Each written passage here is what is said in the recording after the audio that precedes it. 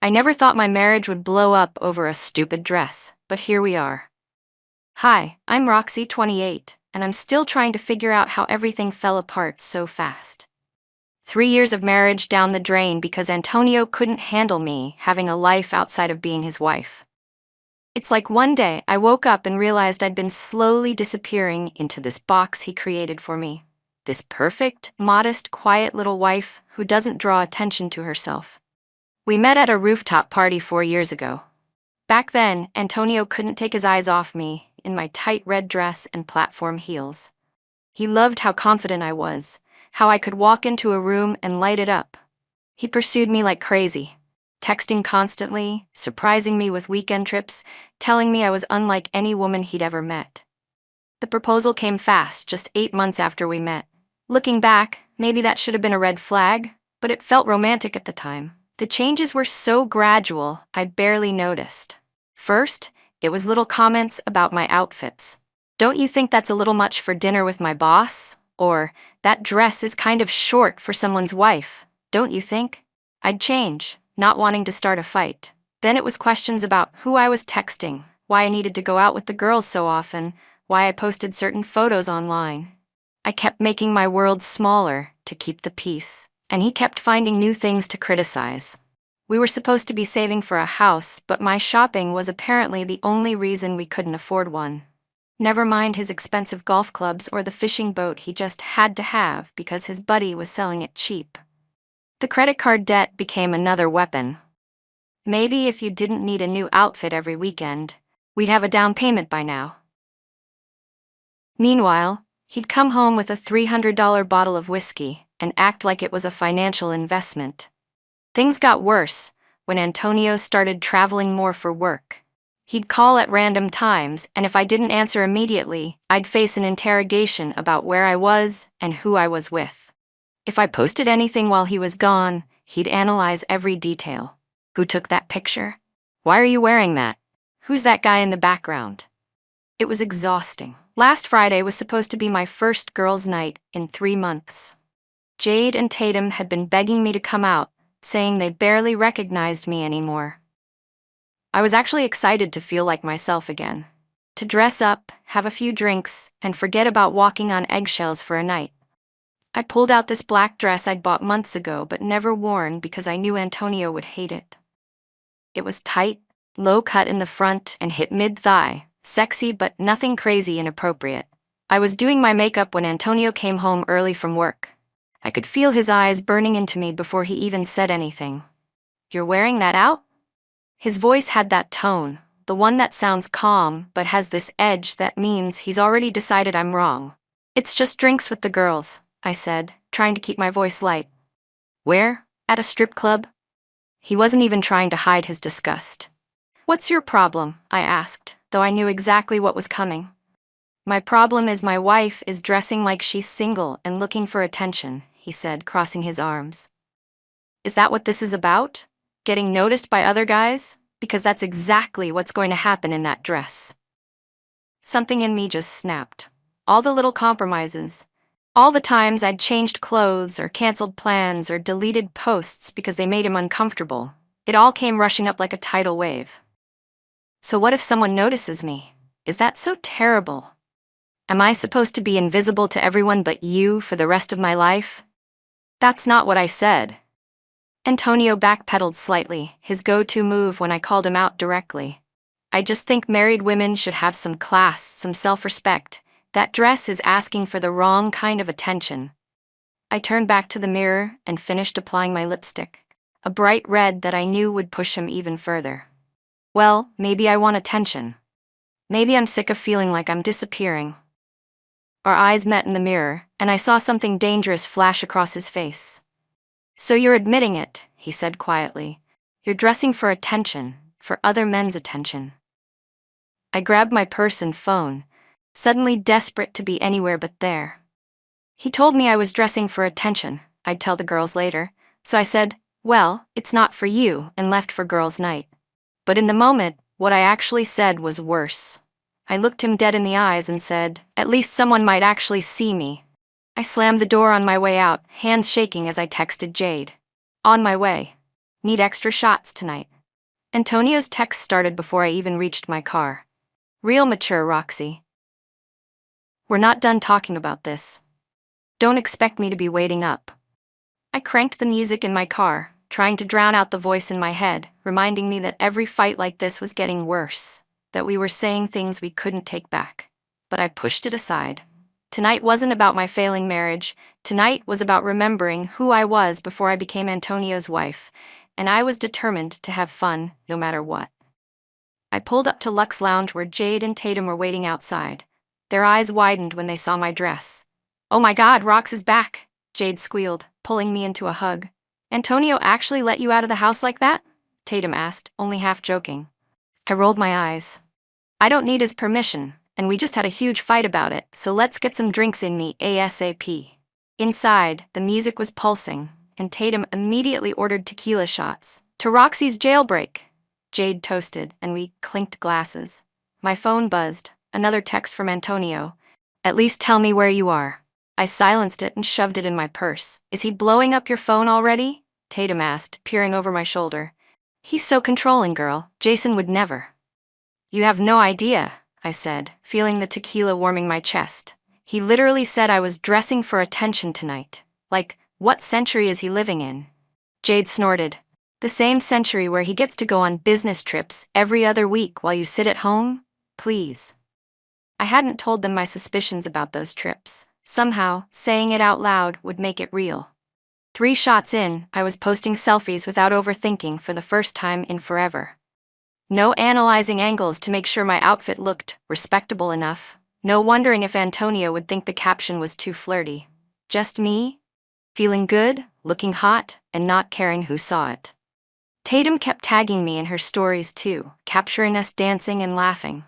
"Don't look now," Jade whispered loudly in my ear around midnight, "but that guy at the bar has been staring at you for like 20 minutes. I glanced over to see a tall, sandy-haired guy in a button-up shirt watching me. When our eyes met, he smiled instead of looking away. Something about his confidence made my stomach flip. "He's cute," I admitted. "Go talk to him," Tatum pushed. "It's just talking." I hesitated, feeling my wedding ring heavy on my finger. "I'm married, remember?" Jade rolled her eyes. "And your husband is probably at home going through your underwear drawer with a magnifying glass. You deserve to have some fun. Just go say hi." Maybe it was the tequila, maybe it was still being angry at Antonio, or maybe it was just the thrill of someone looking at me like I was desirable again, but I found myself walking over. "I'm Roxy," I said, sliding onto the bar stool next to him. "Bradley," he replied, his eyes moving appreciatively over my dress. "Can I buy you a drink?" 1 drink turned into 2, and our conversation flowed easily. Bradley worked in finance, had a dry sense of humor, and didn't ask why I was out without my husband, even though I'd mentioned being married. Instead, he listened attentively as I talked, laughed at my jokes, and made me feel like the most interesting woman in the room. When Jade and Tatum came to tell me they were heading out, I waved them off. "I'll grab an Uber later," I said, ignoring their meaningful glances. As the bar started to clear out, Bradley leaned closer. "We could continue this at my place," he suggested, his hand lightly touching mine. "I've got better alcohol than this place anyway." A warning bell went off somewhere in my foggy mind, but it was drowned out by his cologne, the lingering anger at Antonio, and the voice whispering that I deserved to feel wanted. "Sure," I heard myself say. "Let's go." Bradley's apartment was sleek and minimalist. Bachelor Pad 101. He mixed us drinks that were stronger than I expected and put on some playlist that was all bass and suggestive lyrics. I knew exactly where this was heading, and some buried part of me was screaming to call an Uber and go home. But the louder part, the part fueled by tequila and rebellion, just wanted to feel something other than controlled. I don't remember who kissed who first. Everything was a blur of hands and lips and the validation I'd been craving. At some point, my dress came off. At some point, I stopped thinking about Antonio altogether. In my alcohol-soaked mind, this wasn't really cheating. It was reclaiming something that had been taken from me. My freedom, my desirability, my power. I didn't notice Bradley reaching for his phone at first. When I did, he was already recording. "What are you doing?" I asked, not stopping what we were doing.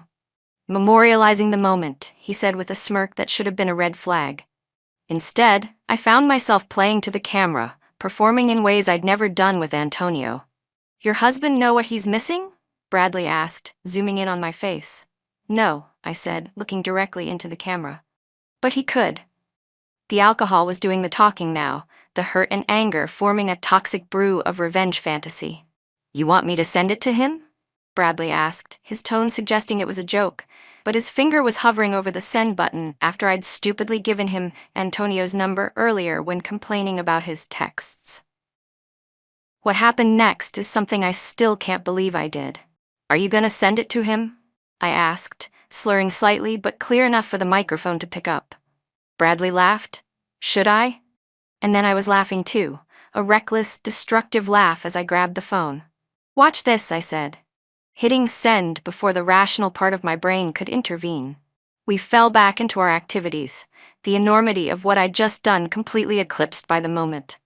I woke up with my head pounding and my mouth dessert dry. Sunlight streamed through unfamiliar blinds, and it took me several seconds to remember where I was. Bradley was still asleep, one arm flung across the pillow. My dress was crumpled on the floor, along with my underwear. And then, like a freight train, the memories hit me, including sending that video to Antonio. My phone. Where was my phone? I found my purse on the floor and dug through it, hands shaking. 47 missed calls, 23 texts, 3 voicemails. The most recent text just said, "Don't come home." Panic seized my chest. What had I done? I grabbed my clothes and got dressed in Bradley's bathroom, splashing cold water on my face and trying not to vomit from the combination of hangover and dread. I didn't wake Bradley. There was nothing to say. I ordered an Uber and slipped out, hoping maybe, somehow, it wasn't as bad as I remembered. But as the Uber pulled away, screenshots of my own face on that video flashed through my mind. I had sent my husband a video of me cheating on him, not just cheating, taunting him with it. And I couldn't even blame Bradley. I'd hit send myself. The Uber driver kept glancing at me in the rearview mirror, probably wondering why someone in last night's dress was silently crying in his backseat at 10 a.m. on a Saturday.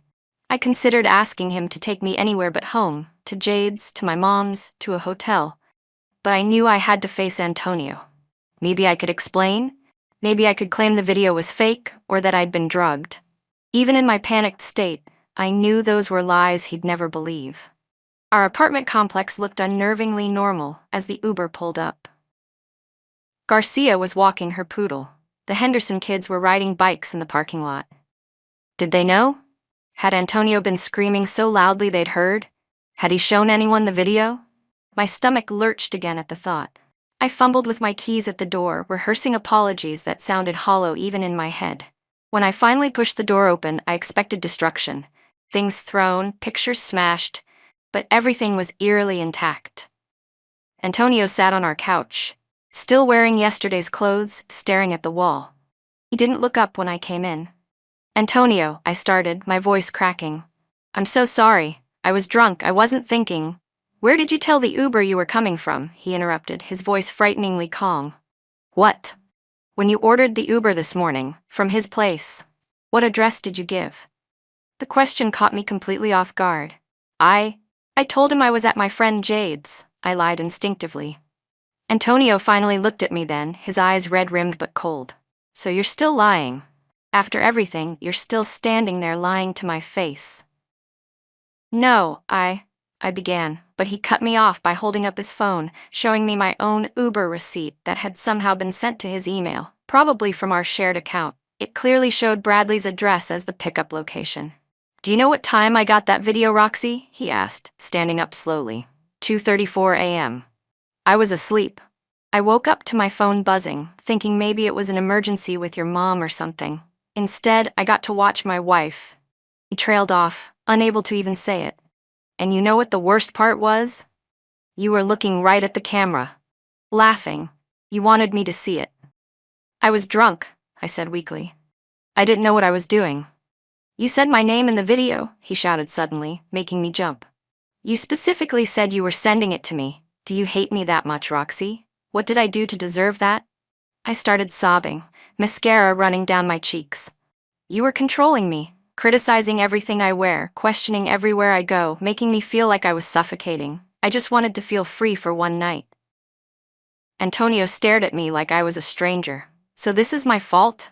Your decision to cheat and humiliate me is because I didn't like your dress? He laughed bitterly. You know what? Keep telling yourself that. Whatever helps you sleep at night. He walked to the door and grabbed a duffel bag I hadn't noticed before. I'm staying at my brother's. I've already called a lawyer. I want you out of this apartment by the end of the month. Antonio, please, I begged, grabbing his arm. We can work through this. We can get counseling. He shook off my hand like my touch burned him. Work through this? There's no working through this, Roxy. You're not the woman I married. I don't even know who you are. He opened the door, then turned back one last time. Oh, and by the way, I showed the video to my brother, so he'd understand why I'm leaving. So expect everyone to know exactly what kind of person you really are. And then he was gone, the door slamming behind him. I collapsed on the floor, sobbing until I could barely breathe. This wasn't how it was supposed to go. Yes, I'd been reckless, but Antonio was supposed to fight for me, to realize how his behavior had pushed me to this point. Instead, he was gone, leaving me alone with the consequences of my actions. I called Jade, hardly able to form sentences through my crying. He's gone, I managed to get out. He's divorcing me. She rushed over, bringing Tatum with her. When I told them what happened, not just the cheating but the video and deliberately sending it, even they looked shocked. Holy shit, Rox, Jade said, eyes wide. I mean, we encouraged you to have fun, but this is... I know, I cried. I know it's bad. I was so drunk. I wasn't thinking. Tatum was scrolling through her phone, suddenly looking uncomfortable. Roxy? Did Antonio's brother Marco post the video somewhere? My blood ran cold. What? No, he wouldn't. But Tatum held up her phone. There was a post from Marco, not with the video itself, but with a screenshot of my face clearly taken from it, captioned, "This is what a cheating whore looks like. My brother deserved better." It's already got like 50 comments, Tatum said quietly. People are sharing it. The humiliation was complete. Within hours, my phone was blowing up, not with calls from Antonio, but from other people. My mom asking what was going on. Coworkers who followed me on social media, sending concerned texts. Even my boss. We need to talk before Monday. Antonio wasn't answering any of my calls or texts. His brother had blocked me everywhere. I tried creating new accounts to reach Antonio, but he blocked those too. The narrative was forming without my input. I was the villain, the cheater, the homewrecker. No one was hearing about how controlling Antonio had been, how he'd slowly chipped away at my self-esteem, how one night of weakness shouldn't erase 3 years of marriage. Jade and Tatum stayed with me that night, taking shifts as I alternated between panic attacks and drinking whatever alcohol we could find in the apartment. It'll blow over, Jade kept saying, but her eyes said differently. This wasn't the kind of thing that just blew over. By Sunday night, I'd been fired from my job via email for behavior inconsistent with company values. Apparently, the video had made its way to my workplace. Antonio had already removed me from our joint bank account. My parents weren't speaking to me after Marco sent them the screenshot too. My entire life was imploding, all because of one stupid, drunken decision. I can't believe he's just throwing away our marriage like this, I told Jade as we sat on my kitchen floor, passing a bottle of wine back and forth. After everything we've been through. She looked at me with a mix of pity and frustration. Roxy, you sent him a video of you with another guy. What did you expect? I expected him to at least talk to me, I said, anger flaring through the misery. To at least try to understand why I did it. Jade sighed. Would you, if the roles were reversed? I didn't answer because deep down, I knew. If Antonio had sent me a video of himself with another woman, deliberately taunting me, I wouldn't be interested in his reasons either. I'd be done, just like he was. As the full weight of what I'd lost settled over me, I scrolled through old photos on my phone. Our wedding, vacations, silly selfies at home. How had we gone from that to this? The worst part was knowing that in a moment of drunken spite, I destroyed something I couldn't get back. Not just my marriage, but my reputation, my job, my relationships with family and friends. And through my tears and regrets, a small, stubborn voice still whispered. But he pushed me to this. This never would have happened if he hadn't been so controlling. It wasn't really my fault.